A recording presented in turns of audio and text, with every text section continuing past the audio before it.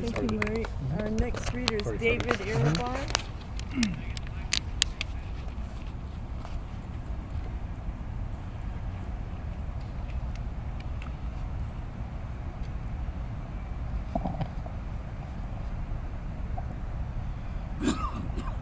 Alright, is it on? Can you hear me?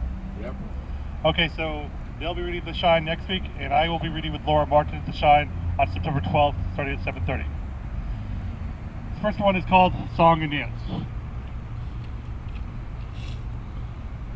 You jumped around, skipped about, played air guitar, rocked out to the music. You did not care what people thought. You just did your thing. You danced blindly around the room and ended up on my lap. You lip-synced, opening that little mouth of yours ever so wide and bopping that small head of yours back and forth ever so fast to the music. You almost stole the show that night. I watched you try to lock every move, every jump, every smile securely in my brain, hoping it wouldn't be lost or fragmented or broken into bits and pieces by unbeknownst happenings. I wanted it to be like that. Not care what people thought. Not care how I looked. Be always comfortable with my own body. I wish sometimes I could freeze time. Hold your 7-year-old frame tightly letting go, but not wanting to. Worried about what you will face. What will come later? Will you dance as freely? Will you fall too fast?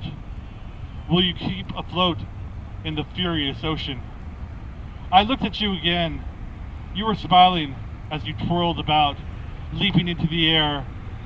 You just made it up as you went along, and not worried about the steps others took. I knew then you would be able to last through the whole show.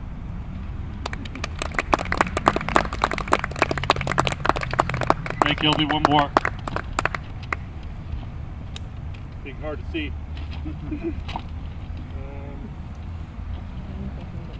Alright. Excuse me, bear with me. Yeah. That was the light. Cool. I thought it was like actually, yeah, that'll help. I can hold. Alright, this is called Recipe for Delicious.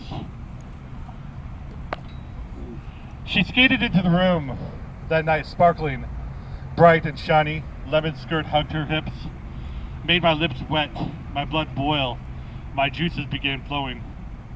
Such a treat, such a delight to see her slowly sashay across the floor. Temperature raised, ice cubes melted, water warm as it nursed to the back of my throat.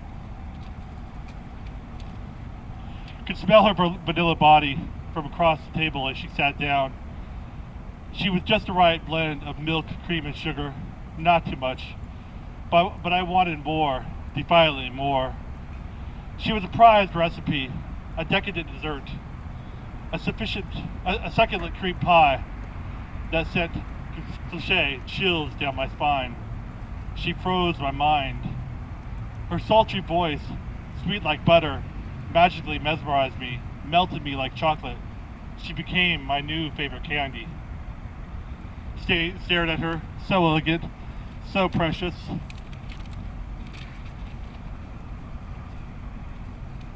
Sorry.